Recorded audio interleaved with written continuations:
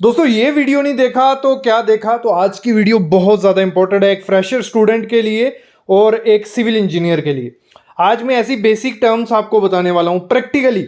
जो भी चीज़ मैं बताऊंगा प्रैक्टिकली आपको वहाँ दिखाऊंगा और आपको सिखाऊंगा कि क्या होती है। और साइट पे जाने से पहले एक फ्रेशर को ये जो चीज़ें रहेंगी 20-25 चीज़ें रहने वाली है और सब कुछ प्रैक्टिकली एक इंटर्नशिप वीडियो आप इसको बोल सकते हो। 30 मिनट में आपके लूंगा, लेकिन 30 मिनट में आप ऐसा सीखने वाले हो जो आप किसी यूट्यूब चैनल पे नहीं सीखो ना साइट पे जाके सीखोगे। तो कंप्लीट वीडियो देखना। बेसिक मैं आपको बताता जाऊंगा, थोड़े बेसिक से स्टार्ट करेंगे फिर एडवांस और काफ़ी steel concrete checking drawing shuttering हर चीज़ की इस टॉपिक में आपके कवर होंगे। तो बस आपको थोड़ा सा टाइम देना है इसको और कंप्लीट वीडियो देखनी है। लेकिन उससे पहले क्या काम करना है, एक काम करना है हमेशा की तरह चैनल को सब्सक्राइब कर लेना है, बेल आइकन दबा लेना है, क्योंकि ऐसा प्रैक्टिकल नॉलेज सिर्फ सिविल साइड पे विजिट पे मिलता है, उसको गंवाना नहीं है। तो शुरू करते हैं आज का वीडियो। तो सामने आप देख रहे हो हमारा क्या चल रहा है। तो इसमें क्या होता है, जो बेंड होता है आप देख रहे हो, ये डेवलपमेंट लेंथ है, उसके लिए हमें बेंडिंग करनी पड़ती है, या एंकरेज लेंथ हम जिसे बोलते हैं उसे बेंडिंग करनी पड़ती है। ये जो सरिया है एल देख रहे हो आप, इसको बेंड करने का क्या प्रोसीजर रहता है। मतलब अगर प्रॉपर से आप बेंड नहीं करोगे, जब उस स्टील पे लोड आएगा वो वहीं से क्रैक होगा और फेलियर होने के चांसेस वहीं से सबसे ज़्यादा होते हैं, क्योंकि वो बेस पॉइंट है किसी चीज़ का और लोड पड़ेगा। अगर प्रॉपर बेंडिंग उसको नहीं की है तो वो फेल हो जाएगा। तो इसको भी एक प्रोसीजर होता है, आईएस कोड कहता है प्रॉपर बेंडिंग का। तो वो क्या होता है वो मैं आपको बता देता हूँ। सबसे पहले मैं आपको दिखा देता हूँ जिसमें हम बेंडिंग करते हैं। ये है हमारी सामने देख रहे हो बेंडिंग मशीन है, इसी पे हमारी बेंडिंग होगी। और यहाँ मैंड्रिल लगता है, ये जो सामने देख रहे हो ये मैंड्रिल लिया, इसी पे हम बेंडिंग करते हैं। लेकिन इसमें आपको कितनी बेंडिंग करनी होती है वो क्या डिपेंड होती है, वो आपको करनी होती है 8D के हिसाब से। ये मतलब आईएस कोड में सब मेंशन किया है, लेकिन अगर आप प्रॉपर से 8D के हिसाब से मैंड्रिल यूज़ करोगे और बेंडिंग करोगे तो प्रॉपर जब सरिये पे लोड आएगा वो प्रॉपरली नीचे डिस्ट्रीब्यूट करेगा। जहाँ से बेंड हुआ होगा वहाँ से टूटने के या फेलियर होने के चांसेस काफ़ी ज़्यादा कम हो जाते हैं। अभी मैं दिखा देता हूँ मैंड्रिल आपको किस हिसाब से चूज़ करना होता है। देखो, जो भी डाया का सरिया होगा, जैसे हमने लिखा है रीबार साइज 8 mm, और फिर आपको कितने का मैंड्रिल यूज़ करना है, 4x D करना है। अगर 8 mm का स्टील है तो 32 mm का हमारा मैंड्रिल यूज़ होगा। अगर 10 mm का बार है तो 4D हमें मैंड्रिल यूज़ करना है, मतलब 40 mm उसका डाया होगा मैंड्रिल का, तो वो आपको यूज़ करना है। अगर हम बढ़ते हैं आगे 12 mm का, अगर आप 12 mm का सरिये की बेंडिंग करते हो तो 8D मैंड्रिल आपको यूज़ करना है, मतलब 8 × 12 हो जाएगा हमारा 96। फिर हमारा अगर 16 mm का बार है तो उसमें भी हमें मैंड्रिल यूज़ कौन सा करना होता है, 8D के हिसाब से। तो 8 × 16 हो जाएगा हमारा 128 mm। फिर आपको 20 का अगर डाया है तो 8 × 20 160 mm, 25 का है तो 8 × 25 वो 200 mm आपको मैंड्रिल यूज़ करना होता है। ये क्वालिटी के पॉइंट से बहुत ज़्यादा बड़ा पॉइंट है स्टील वर्क में। अगर आपको क्वालिटी देखनी है वर्क की, बाकी तो बार बेंडिंग शेड्यूल बाइंडिंग वगैरह देखनी है, लेकिन अगर उसकी बेंडिंग प्रॉपर तरीके से नहीं हुई तो वो फेलियर सबसे जल्दी होगा। ये देखो हमारा ये है 16 mm का बार, तो इसमें जो प्रॉपर तरीके से की गई है, इसमें जो मैंड्रिल यूज़ किया गया है, जैसे आपने जो शीट में देखा वो आप कहीं नोट भी कर लो। जब भी आप साइड पे बेंडिंग करवाओगे तो आपको इसी हिसाब से 8D या 4D के हिसाब से मैंड्रिल यूज़ करना है। ये जो साथ देखिए वायर मैश इसको किया हुआ है, फुटिंग की जाली है, इसमें जो 10 mm का बार यूज़ हुआ है उसमें भी प्रॉपर तरीके से बेंडिंग की गई है। इनका जंक्शन होता है वो क्या है, मतलब कई तो फ्रेशर को काफ़ी नहीं पता है इस बारे में। और अगर बीम का जंक्शन है तो उसमें क्या क्या मिस्टेक्स हो सकती हैं, उसमें क्या क्या चीज़ें आपको देखनी होती हैं, वो सब मैं आज आपको बताने वाला हूँ। सामने आप देख रहे हो ये हमारा एक जंक्शन है, मतलब एक कॉलम रहता है जहाँ 2 से या 3 या 4 बीम मिले आके उनका सरिया कनेक्ट हो, तो वो हमारा जंक्शन बनता है एक। तो ये सामने आप जंक्शन देख रहे हो, इसमें काफ़ी ज़्यादा दिक्कत आती है स्टील कनेक्ट करने में। तो इसमें सबसे बड़ी चीज़ आपको जो चेक करनी है वो है इसके जो आप स्टीरअप है, आपको टोटल स्टीरअप उसमें प्रोवाइड करना है। ये आपको ध्यान देना है जब भी जंक्शन आप देखो या बंधवाओ, तो मतलब कंप्लीट उसमें स्टीरअप होने चाहिए। और इसमें एक परेशानी क्या दिक्कत आती है मैं दिखाता हूँ आपको। तो इसमें होता क्या है, जब आप जंक्शन अंदर, मतलब क्या एक चीज़ ज़रूर ध्यान रखनी है, जब भी बीम कॉलम के पास आए तो उसके जो बार रहते हैं, मेन बार उसके बीम के, वो कॉलम के अंदर से जाने चाहिए। तो जब अंदर से डालते हैं तो साइड पे क्या स्टीरअप में जगह बचती है, तो ये बहुत ज़्यादा दिक्कत उसमें देखी जाती है। कभी कभार तो क्या होता है, बाहर कॉलम बड़ा होता है, बीम छोटा होता है तो निकल जाता है, तो स्पेस नहीं बचती है। जब ये स्पेस बचे तो इसमें आपको एक्स्ट्रा बार प्रोवाइड कर देना है, 10 डाया का या 12 का एक्स्ट्रा बार अच्छे से टाई कर देना है कि जो स्ट्रेंथ उसकी बनी रहे। साइट इंजीनियर जब आप बीम बंधवा रहे हो और क्या क्या दिक्कतें आती हैं बीम करते टाइम और क्या चीज़ें आपको ध्यान रखनी है बीम होते टाइम। तो सामने आप देख रहे हो एक बीम है, कॉन्टिन्यूस बीम है, तो उसमें स्टीरअप डाला जा रहा है। तो सबसे पहले तो बहुत ज़्यादा दिक्कत होती है, जिसमें 6 लेग रिंग होती है या 8 लेग रिंग होती है, तो उसमें बहुत ज़्यादा दिक्कत आती है डालने में। जैसे ये देखो, ये रिंग डाल रहा है और इस जो बीम है ये, इसमें ऊपर भी 5 बार हैं 20 डाया का, नीचे भी 5 बार हैं, फेस बार हमारा 20 का है, तो काफ़ी हैवी बीम है। ये सबस्टेशन बिल्डिंग है तो इसमें बीम काफ़ी बड़ा दिया है। तो इसमें क्या ध्यान देना है अब जब क्योंकि कॉन्ट्रैक्टर में अगर आप काम कर रहे हो तो आपको वहाँ सुपरवाइज़र नहीं मिलेगा। मैं ये प्रॉब्लम देखी जाती है जब भी, तो आपको जब आप साइट इंजीनियर हो तो आपको वहाँ रह के काम करवाना पड़ेगा। एक तो पहले तो आपको मार्किंग करवानी पड़ेगी पूरी एक्यूरेट, क्योंकि जब चेकिंग के दौरान अगर बीम बंध गया और मार्किंग गलत हुई तो इतना बड़ा बीम दोबारा खोल के करना बहुत बड़ी दिक्कत का काम है और एक क्लाइंट कभी एक्सेप्ट नहीं करेगा।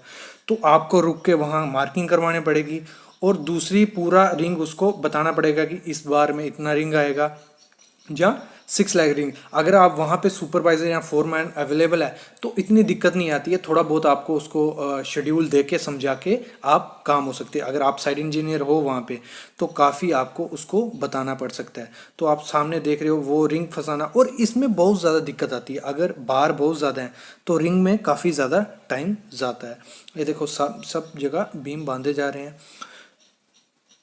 और सामने आप देख रहे हो। एक और चीज़ मैं आपको बताना चाहूँगा कि जब मतलब जो हमारा मेन बार होता है और रेस्टिंग बीम होता है तो उसमें क्या आपको ध्यान देना है। जब आप मतलब जब एक्स प्लस बन रहा है, मतलब वहाँ से भी बीम आ रहा है और यहाँ से भी, उस चीज़ में आपको क्या ध्यान देना होता है।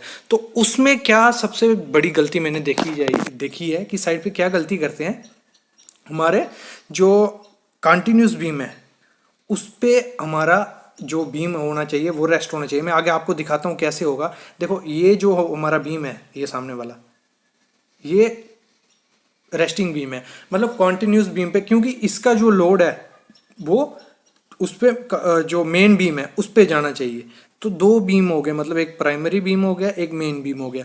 तो हमेशा ध्यान देना कि जो आप बीम का रेस्ट करवाओगे वो मेन बीम पे आपका रेस्ट होना चाहिए। और साइड पे सबसे ज़्यादा गलती क्या की जाती है कि जो मतलब जो मेन बीम है वो उसके ऊपर डाल दिया जाता है जो हमारा सेकेंडरी बीम है, तो ये काफ़ी ज़्यादा मुश्किल कर देता है और ये स्ट्रक्चर फेल होने के चांसेस भी काफ़ी ज़्यादा हो जाते हैं। और मैं आपको विजिट करवाता हूँ, अभी दिखाता हूँ कि कैसे कैसे रिंग को डाला जाता है कॉलम के सेक्शन में। क्योंकि एकदम अगर 4 बार होंगे ऊपर तो वो कॉलम बांधना काफ़ी डिफ़िकल्ट हो जाता है। मैं आपको दिखाता हूँ एक बार।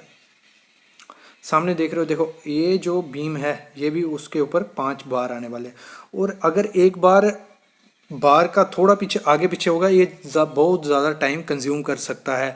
तो इससे आपको बचने के लिए आपको साइड पे रहना है, और क्योंकि अगर फोरमैन नहीं है तो आपको पूरा प्रॉपर वे से स्टार्टिंग से ही काम करवाना पड़ेगा। क्योंकि काफ़ी लंबे बीम होते हैं, अगर बड़ी बिल्डिंग है उसमें थोड़ी भी दिक्कत होगी उसको सही करने में इतना टाइम कंज्यूम होगा, इतनी लेबर कंज्यूम होगी और काफ़ी लॉस हो सकता है आपको।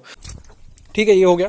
दूसरी चीज़ जो आपका कवर ब्लॉक है वो प्रॉपर जो ड्राइंग में मेंशन किया होता है, मैंने जनरल नोट्स पे वीडियो लाई थी, उसमें मेंशन था कि हमारा 50 mm का कवर इसमें आएगा कवर ब्लॉक, और कंक्रीट का कवर या पीवीसी का वो भी मेंशन होता है। तो फुटिंग में आपको 50 से 75 mm का कवर प्रोवाइड करवाना है। तो ये जो कवर ब्लॉक है इसे हम कवर ब्लॉक बोलते हैं। काफ़ी कमेंट्स थे कि सर कवर ब्लॉक किसे बोलते हैं, बताते नहीं हो। तो ये हमारा कवर ब्लॉक होता है, इसलिए होता है कि हमारा जो ये सरफेस है इसमें थोड़ा डिस्टेंस रहे, कंक्रीट जो हमारा स्टील है वो बचा रहे, उसमें कोई क्रोजन नहीं लगे, डिट्रॉयड नहीं हो, क्योंकि पानी अगर लगेगा तो वो डिट्रॉयड हो जाएगा। तो इसलिए हम कवर प्रोवाइड करते हैं कि हमारा जो स्टील है वो प्रॉपर पैक हो जाए पूरा कंक्रीट में। तो हमें कवर ब्लॉक प्रोवाइड करने हैं, और कवर ब्लॉक किस हिसाब से प्रोवाइड करने हैं आप जैसे देख रहे हो 1 2 3 4 5 6, मतलब इस हिसाब से करने हैं। मतलब ऐसे होता है 1 स्क्वायर मीटर में आपको 5 कवर प्रोवाइड करने होते हैं। तो वो प्रॉपर वे से प्रोवाइड किए होने चाहिए कि कोई सरिया नीचे लगा नहीं होना चाहिए। तो ये चीज़ आपको ध्यान देनी है। अभी दूसरी चीज़ आती है हमारी, ये जो एल है ये फुटिंग में एल कितना प्रोवाइड करना होता है। ये देखो, ये 1 फुट, यहाँ हम 300 mm बोले, मिनिमम आपको 1 फुट या 300 mm एल प्रोवाइड करना ही करना है। ये हमेशा ध्यान रखना। 16D होता है ये, तो इतना आपको 300 mm प्रोवाइड करना है। ये 300 mm है। इस फुटिंग की जो भराई है वो 400 mm है, और ये एल आ गया 400 mm है। 50 कवर ऊपर से माइनस, 50 नीचे से कवर, ये चीज़ आपको ध्यान दे देनी है। और टेपिंग आपको कर देनी है, टेप मार देनी है। यहाँ देखना है कि प्रॉपर आपको 50 कवर ऊपर मिल रहा है कि नहीं मिल रहा है। ये भी एज ए सिविल इंजीनियर आपको चेक करना होता है। दूसरी चीज़, जब स्टील आप प्रोवाइड करवा रहे हो, आपको ध्यान देना है कि जो आपने मेंशन है, जो आपका वो वहाँ है TMT 500D और IS मार्क इधर देख रहे हो आप, ये होना ही होना चाहिए। जितना डाया का स्टील है ये चेक कर देना है, और ग्रेड ये सीरियल नंबर चेक कर लेना है। मतलब TMT जिस भी, अगर टाटा स्टील कर रहे हो, जिंदल कर रहे हो, वो मेंशन होगा, वो आपको चेक कर लेना है। जैसे हम यहाँ जिंदल स्टील यूज़ कर रहे हैं, जिंदल TMT 500D, तो आपको चेक कर लेना है 500D डक्टाइल प्रोवाइड किया कि नहीं किया, ये आपको फुटिंग में चेक कर लेना है। अगली चीज़ आपको चेक करनी है इसकी स्पेसिंग, जो भी आपकी जाली है, पहले आपको चेक कर लेना है कि प्रॉपर जो डाया मेंशन किया वो प्रोवाइड किया है। फिर आपकी जो स्पेसिंग है वो प्रॉपर स्पेसिंग प्रोवाइड की गई है कि नहीं की गई है। जैसे हम यहाँ देखें, यहाँ कितना फ़र्क है, इतना। फिर हम यहाँ देखें, ये प्रॉपर आ रहा है, यहाँ इतना इतना। और एक्सेप्टेबल कितना होता है, ऐसे साइट इंजीनियर आपको पता होना चाहिए एक्सेप्टेबल कितना है। 10-15 mm अगर बड़ा छोटा होता है तो वो स्पेसिंग में एक्सेप्टेबल होता है, इतना कोई इशू उसमें नहीं होता है। तो ये चीज़ भी आपको चेक कर लेनी है। फिर हम बढ़ते हैं अगली, डेवलपमेंट लेंथ। इसकी ये जो डेवलपमेंट लेंथ है, यहाँ से यहाँ तक, इसे हम डेवलपमेंट लेंथ गिनते हैं इसकी। देखो, यहाँ मेंशन नहीं किया होगा, वहाँ आपको 16D प्रोवाइड करनी है, ये चीज़ यहाँ से यहाँ तक। और यहाँ आपको, यहाँ 16D प्रोवाइड करो, यहाँ क्या करना है, आपको डेवलपमेंट लेंथ प्रोवाइड करनी है। जो भी कंक्रीट का फेस है, यहाँ से हमारा मतलब यहाँ तक कंक्रीट आएगा ना, यहाँ से लेके ये यहाँ ऐसे, ये हमारी डेवलपमेंट लेंथ है। और किस हिसाब से प्रोवाइड करनी है डेवलपमेंट लेंथ, 50D के हिसाब से। मतलब अगर हम एक एग्जांपल ले, 300 ये आ गया, और हमारी भराई है कितनी फुटिंग की, 400 mm, 400 + 300 हो गया 700। मतलब अगर हमें 100 mm इसको और बढ़ाना पड़ेगा, तो 100 mm हो गया, तो यहाँ से लेके यहाँ 400, और भराई हमारी 400, तो हमारी हो गई डेवलपमेंट 800, क्योंकि 50D के हिसाब से 16 का कितना होता है, 800 mm। तो इस हिसाब से हमें डेवलपमेंट लेंथ चेक करनी है। और जब फुटिंग में आपको ये प्रोवाइड करना है, ये मस्ट प्रोवाइड होता है। काफ़ी गलती की जाती है कि इसको प्रोवाइड नहीं किया जाता है, और इसको इस वे से प्रोवाइड करना है कि ये आपके चारों कोने पे आए। देखो, आपको अगर मैं समझाऊं, इधर दिखाऊं, तो ये हमारा एक कोने पे आ गया, ये हमारा सीधा रहेगा, और वो हमारा उस कोने पे चला जाएगा। मतलब प्रॉपर होना चाहिए, क्योंकि देखो, जो भी लोड आएगा स्ट्रक्चर पे, इस कॉलम पे जो भी लोड आएगा, इधर से डिस्ट्रीब्यूट होगा। और इसमें एक वीडियो बनाई थी मैंने मैंड्रिल पे, अगर आपने प्रॉपर मैंड्रिल से इसको बेंड नहीं किया, ये जो मैंड्रिल 8D के हिसाब से हमें मैंड्रिल लगाना होता है, इस पर वीडियो आप जरूर देखना, वो 8D के हिसाब से मैंड्रिल लगाना है। अगर हम प्रॉपर बेंडिंग इसको नहीं करेंगे, डायरेक्ट छोटे बेंड से बेंड करेंगे, तो यो लोड जब पड़ेगा इस पर, तो ये यहीं से ब्रेकेज होगा, यहीं से टूटेगा। तो यही बहुत बड़ी मिस्टेक की जाती है। जो नॉर्मल कंस्ट्रक्शन रहती है उसमें तो ये चीज़ें ध्यान दी ही नहीं जाती हैं। कई जगह मैंने देखा कि एल भी प्रोवाइड नहीं किया जाता है, लेकिन आपको एल प्रोवाइड करना है, मिनिमम 300 mm तो होना चाहिए 16D या डेवलपमेंट लेंथ के हिसाब से, और उसको प्रॉपर मैंडली से आपको मोड़ना है। ये चीज़ ध्यान रखना है, ये काफ़ी इंपॉर्टेंट चीज़ है, क्योंकि सब चीज़ें इसी चीज़ जगह पे आने वाली हैं। अभी आगे हम बढ़ते हैं, स्टीरअप की बात करते हैं। तो स्टीरअप में आपको क्या देखना है, स्टीरअप में सबसे पहले उसमें डायमेंशन होगा हमारी ड्राइंग पे कि 8 mm का है, 10 mm है या 12 mm का। जितने mm का स्टीरअप होगा वो आप प्रॉपर वे से प्रोवाइड कर रहे हो नहीं कर रहे हो, वो देखना है। फिर इसकी स्पेसिंग की बात करें, हमें स्पेसिंग उसमें मेंशन होगी 100 mm, 200, 150, जितनी भी होगी उसमें मेंशन होगा। जहाँ सपोर्ट होगी वहाँ हमारी स्पेसिंग कम होती है, बीच में हमारी स्पेसिंग ज़्यादा हो जाती है, और ऊपर जाके फिर कम हो जाती है। मतलब जोन होते हैं, क्योंकि जो कॉलम का जोन होता है, लैपिंग जोन और फेलियर जोन, वो सबसे ज़्यादा क्या होता है, अगर हम इसे स्लैब माने, स्लैब से 1 मीटर तक कॉलम फेलियर के चांसेस काफ़ी ज़्यादा होते हैं। वहाँ आपको ना लैप देना है, ना आपको वहाँ ज़्यादा स्पेसिंग देनी है, वहाँ रिस्की जोन होता है। मतलब स्लैब से 1 मीटर तक आपको रिस्की जोन पकड़ के चलना है, और लैपिंग आपको देनी है तो आप कॉलम के सेंटर में दे दो, और स्पेसिंग भी वहाँ ज़्यादा रख सकते हो। तो ये चीज़ ध्यान देनी है। बाकी जब हम बात करें इसमें चेकिंग भी, वो आती है हमारी हुक की। ये जो हुक है हमारी, ये हमें 10D के हिसाब से प्रोवाइड करनी होती है। 10D मतलब 8 mm का सरिया हम यूज़ कर रहे हैं, 10 × 8। तो ये आपकी जो लेंथ मिलनी चाहिए, ये 80 mm आपको लेंथ मिलनी चाहिए। और इसको जब प्रोवाइड करना है आपको कॉलम में, तो ये स्टैगर्ड होनी चाहिए। एक हुक आपको यहाँ दिख रही होगी, इसके ऊपर हुक नहीं दिखेगी, वो हुक कहाँ है, दूसरी तरफ। तो ऐसे ही आपको स्टैगर्ड प्रोवाइड करनी है, मतलब एक हुक यहाँ, एक दूसरी तरफ, ऐसे आगे पीछे करके आपको होगा। क्योंकि हुक का काम क्या होता है, शेयर फेलियर को काउंटर करने में, और जो स्टीरअप है उसको अपनी पोजीशन में पकड़ने के लिए। और जब लोड पड़ेगा तो ये अगर जो सरिया ये भागने की कोशिश करेगा, ये हुक अपने आप बंद होती जाएगी लोड की वजह से, हुक की वजह से, और ये एक स्टील को अपनी पोजीशन में पकड़ के रखेगी, फेलियर होने से बचाएगी। तो इसीलिए हम हुक प्रोवाइड करते हैं। और अगर हम बात करें इसमें कितने लेग स्टीरअप हमने डाला हुआ है, इसमें 6 लेग स्टीरअप है, तो सॉरी 4 लेग है, 1 और 2, तो ये हमारा 4 लेग स्टीरअप इसमें प्रोवाइड किया गया है। तो ये चीज़ भी आपको ध्यान देनी है कि ड्राइंग में मेंशन है कि 4 लेग है, 6 लेग है। देखो हुक आपको अगर लेग गिननी हो, कैसे हम किसको 4 लेग या 6 लेग बोलते हैं, जितनी आपकी हुक होंगी उतने लेग वो स्टीरअप हो जाएगा। मतलब अगर आपके कॉलम में 6 हुक आ रही हैं, मतलब 1 2 3 4, तो ये 4 लेग स्टीरअप हो गया। अगर ऐसे ही होगा, मतलब ये तो एक फंडा है आपको समझाने का, ये चीज़ आपको as a civil engineer check करनी होती है। और नेक्स्ट चीज़ आपको क्या देखनी, जो ये बाइंडिंग वायर लगाई है इसमें ये प्रॉपर से टाई की गई है, क्योंकि इसमें 2-3 टाइप की वाइंडिंग वायर रहती है, जो भी आपको मेंशन है, और आपको वही वाइंडिंग वायर यूज़ करनी है और इसको प्रॉपर से टाई किया होगा, ये चीज़ आपको ध्यान देनी होती है। मतलब फुटिंग की जब ये स्टील वाइंडिंग होता है स्टील, तो उसमें इतनी चीज़ें ध्यान देनी होती हैं। अभी हम शटरिंग की बात करें, अगर शटरिंग इसमें हो जाती है, आप जैसे देख रहे हो सामने ये शटरिंग हो गई इसकी, तो इसकी चेकलिस्ट की अगर कमेंट करोगे, इसकी वीडियो भी हम ले आएंगे।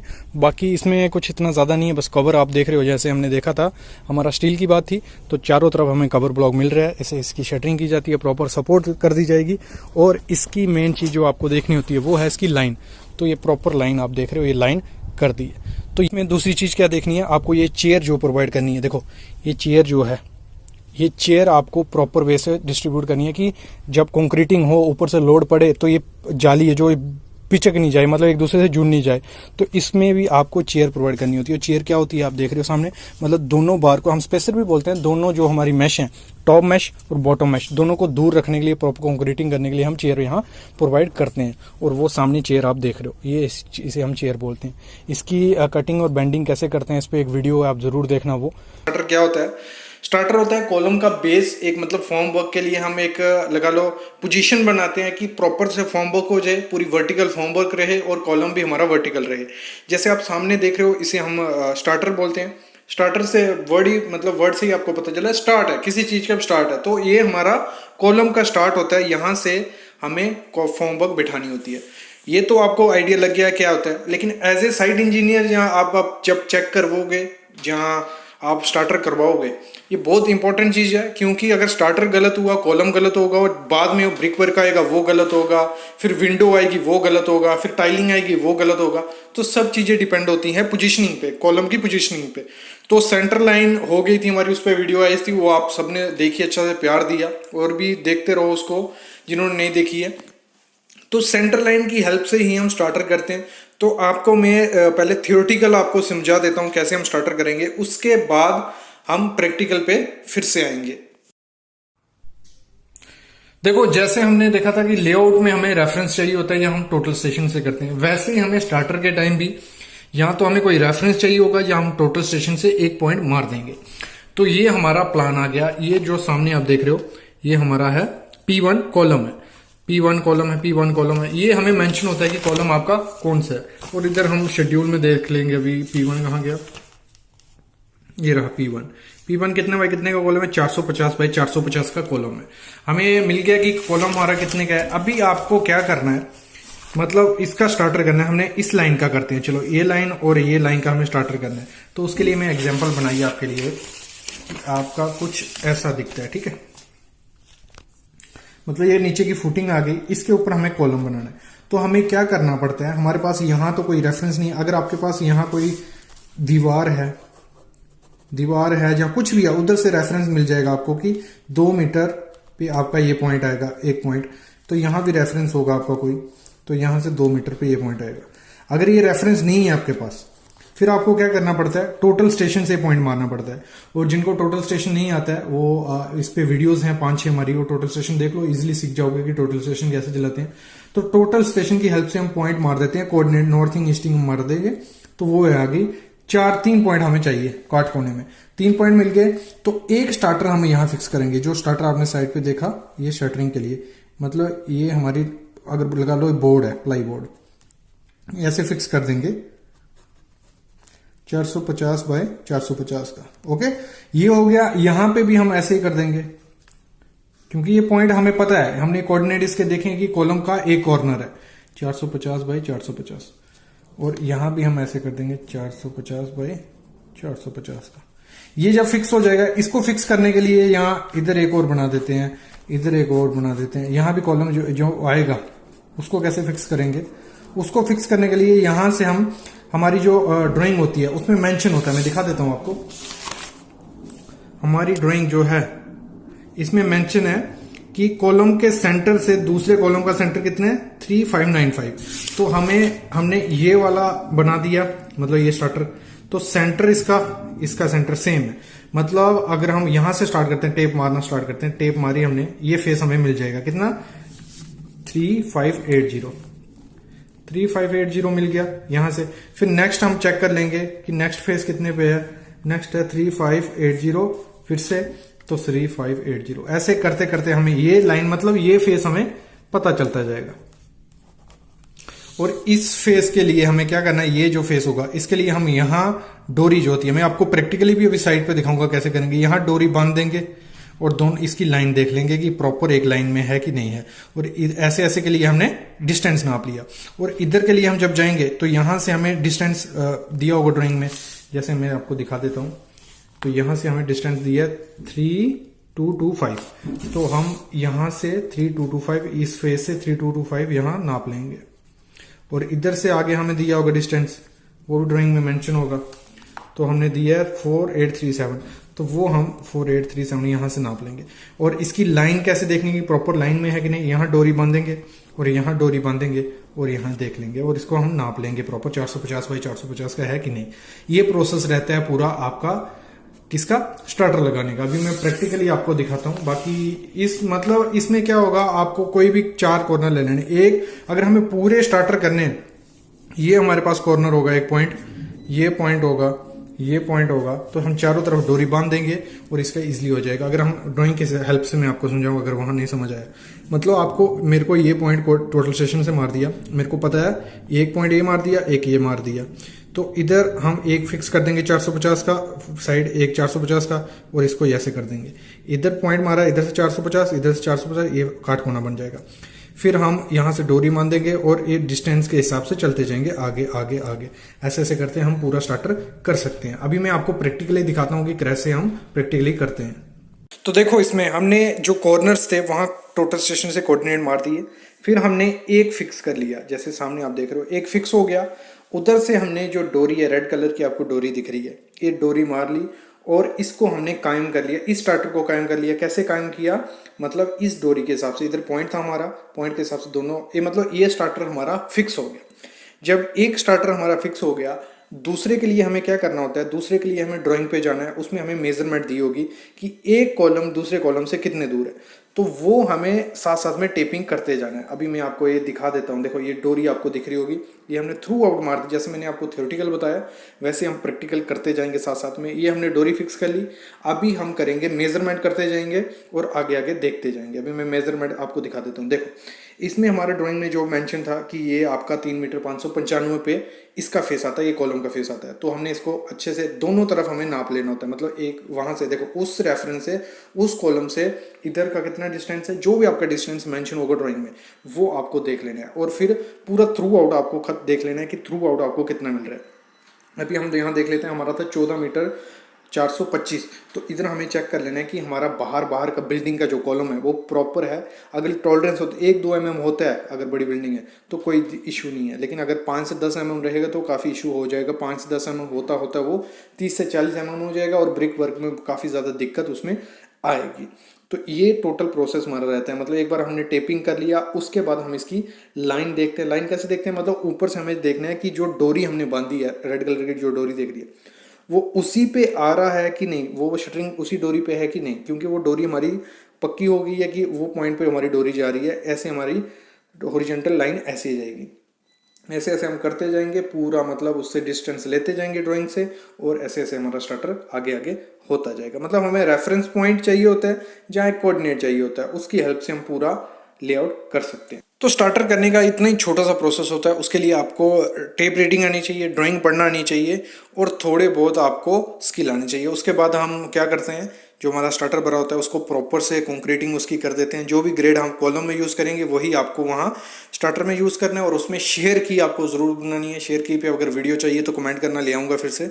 शेयर की बना लेनी है, क्योंकि जो भी जॉइंट होगा वो प्रॉपर से ऊपर जो कॉलम आएगा उससे बन जाएगा। और फेलियर होने के चांसेस सबसे ज़्यादा कहाँ, स्टार्टर से होते हैं।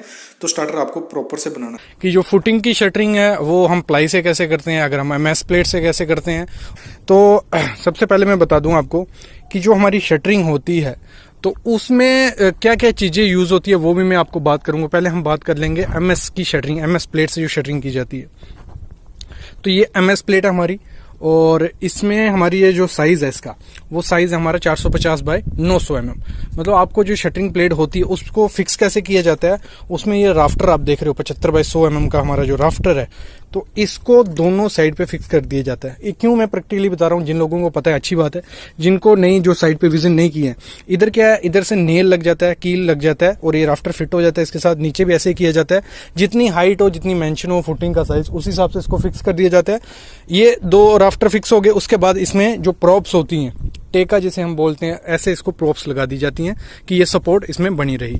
ये रही हमारी फुटिंग की बात अगर हम एमएस प्लेट से करते हैं। अभी हम अगर प्लाई से करते हैं, प्लाई में भी सेम प्रोसीजर रहता है, प्लाई में इजीली होता है, प्लाई में अच्छी फिनिशिंग इसकी निकलती है। तो प्लाई में क्या किया जाता है, वो सामने जैसे आप देख रहे हो, अंदर उसकी तरफ प्लाई होगी और बाहर पट्टी होगी, 30 बाय 70 mm की पट्टी प्रोवाइड की गई है। उसको देखो 150 mm के गैप से मार दिया गया है, बाकी इंक्लाइन सपोर्ट सिंपल दे दी है। ये हो गया। और इसको हम जो शटरिंग की गई है वो किस हिसाब से की गई है, जो भी फुटिंग का साइज होगा, आपको अगर सेंटर लाइन वहां दिख रही होगी, तो अभी तो धूप है थोड़ी नहीं दिख रही होगी, जो भी सेंटर लाइन होगी, सेंटर लाइन से डायमेंशन मेजरमेंट दी होती है हमें। 700 mm के एक फेस आएगा, क्योंकि कल जो ड्राइंग रीडिंग पे मैंने वीडियो लाई थी उसमें भी मेंशन था कि हमारा सेंटर लाइन से 800 इस तरफ, 800 उस तरफ, मतलब टोटल 1600 mm की हमारी फुटिंग रहेगी। तो वो उसमें ड्राइंग में पूरा मेंशन रहता है। जिन्होंने ड्राइंग रीडिंग की वीडियो नहीं देखी है वो पिछली करो, क्योंकि जो भी मैं वीडियो डेली डालते जा रहा हूँ उसमें मतलब इंटरकनेक्ट वीडियो हमारी, वो जो भी मैं पहले वीडियो बचा चुका हूँ उसमें इंटरकनेक्टेड वीडियो रहती हैं। अभी हम कॉलम की शटरिंग देखेंगे, कॉलम की शटरिंग कैसे करते हैं, उसमें काफ़ी चीज़ें सीखने वाली हैं। बाकी पहले आपको थोड़ा मैं विजिट करवा देता हूँ साइड पे, क्या क्या चल रहा है क्या नहीं। ये नीचे से आप देख रहे हो, ये मास कंक्रीट हुआ है, मतलब प्लम कंक्रीट हम जिसे बोलते हैं। क्यों ये प्लम कंक्रीट किया गया, क्योंकि जो बेरिंग कैपेसिटी थी सॉइल की, वो ऐसे तो डेप्थ इसकी रहने वाली थी 1500 mm, लेकिन 1500 mm पे या 1.5 मीटर पे बेरिंग कैपेसिटी काफ़ी ज़्यादा कम पड़ रही थी। और जोन, उसमें 4 जोन होते हैं, जो आपको पता ही है, सॉइल की 4 जोन होते हैं। और जोन जो 5, 6 और 4, 5-6 जो जोन रहता है वो अच्छा जोन नहीं होता है। मतलब उसमें अगर हम कंस्ट्रक्शन करते हैं वहाँ आपकी दीवारों में क्रैक्स देखे जाएंगे और सेटलमेंट के चांसेस काफ़ी ज़्यादा होते हैं। तो आपको हमेशा कंस्ट्रक्शन जोन 3 या जोन 4 की सॉइल में करना होता है। तो हम जो सामने अभी देख रहे हो, इस जोन 4 पे हमने कंस्ट्रक्शन की गई है, इसीलिए प्लम कॉन्क्रीट किया गया। नीचे पीसीसी आ गई, उसके ऊपर फुटिंग आ गई। ये चीज़ मैं क्यों बात बता रहा हूँ, क्योंकि काफ़ी कमेंट्स आ रहे थे, सर डबल फुटिंग क्यों कर रहे हैं। डबल फुटिंग नहीं हो रही है, ये नीचे पीसीसी की गई है, प्लम कॉन्क्रीट किया गया है, उसके ऊपर ये रेगुलर फुटिंग जो साइज आना चाहिए था वो आ रहा है। मतलब ऊपर बेरिंग कैपेसिटी कम थी, इसलिए जो डेप्थ बढ़ाई गई और डेप्थ को उसी लेवल पे लाने के लिए प्लम कंक्रीट किया गया। तो ये हो गया हमारा इसका। तो स्टील का इस पे वीडियो आ चुका है, इसका चेकलिस्ट मैंने बता चुका हूं। अभी हम चलते हैं हमारे जो कॉलम की शटरिंग किस हिसाब से करते हैं और उसमें आपको क्या क्या चीजें देखने को मिलेंगी वो मैं आपको क्लियर कर देता हूँ। कॉलम की शटरिंग हम प्लाईवुड से कैसे करते हैं, जैसे आपका फ्रेम जो रहता है एमएस का वो होगा तो डायरेक्ट शटरिंग हो जाती है, कुछ नहीं होता, नट बोल्ट आपको करने रहते हैं। लेकिन आप जैसे सामने देख रहे हो, ये किसकी है शटरिंग, प्लाईबोर्ड से की गई शटरिंग है। तो इसमें क्या क्या चीजें देखते हैं, देखो सबसे पहले जो आपका फॉर्म, जो एक कॉलम का वो फर्मा बनेगा, उसमें एक चीज ध्यान देना, ये प्रैक्टिकल नॉलेज है आपके लिए, कि जो भी 2 साइड होंगी वो फिक्स बनेंगी। अगर हम एग्जांपल लेते हैं, हमारा एक कॉलम है वो 450 बाय 450 का है, 2 साइड उसकी 450 बाय 450 की बनेगी और 2 साइड उसकी कितनी थोड़ी लंबी बनेगी। क्यों लंबी बनेगी, कि वो फिक्स हो जाए आके। जैसे आप सामने यहाँ देख रहे हो, ये साइड 450-50 की है और ये यहाँ फिक्स हो जाएगी। ये आप जब साइड पे जाओगे ये चीज सीख लोगे। लेकिन अब बेसिक अगर मैं आपको बताऊं, ये प्लाईवुड खड़ी हो गई, ठीक है, पट्टी मार के उसको सेट कर दिया। उसके बाद इसके चारों तरफ राफ्टर लगाए जाते हैं, जैसे राफ्टर सामने देख रहे हो, राफ्टर लगाए हैं चारों तरफ, और ऊपर लगाया जाता है शिकंजा या शटरिंग क्लैंप जिसे हम बोलते हैं, उसकी हेल्प से इसको फिक्स किया जाता है। ये आपका जो शटरिंग क्लैंप दिख रहा है 1 मीटर का एक शटरिंग क्लैंप है, तो इसके साइज आते हैं 1200, 1 मीटर, 1500, जो भी साइज आपके डिमांड होते हैं। मतलब राफ्टर लगा दिए गए, उन पे शटरिंग क्लैंप लगा दिया गया, उसके बाद इसमें प्रॉप्स लगा दी गई इंक्लाइन सपोर्ट के लिए। ये आप जो सामने आप देख रहे हो, इंक्लाइन सपोर्ट लगा दी और इससे ये कॉलम आपका रुका रहेगा, गिरेगा नहीं। और इसमें कोई ज्यादा बेसिक थ्योरी नहीं होती, सिंपल प्रोसेस रहता है। सामने आप देख रहे हो प्लाईवुड, उसके ऊपर राफ्टर मार दिए दोनों साइड, चारों साइड, उसके बाद क्लैंप, उसके बाद इंक्लाइन सपोर्ट, और इसका एक बार प्लम्ब अप कर दिया जाता है कि कॉलम वर्टिकल है कि नहीं।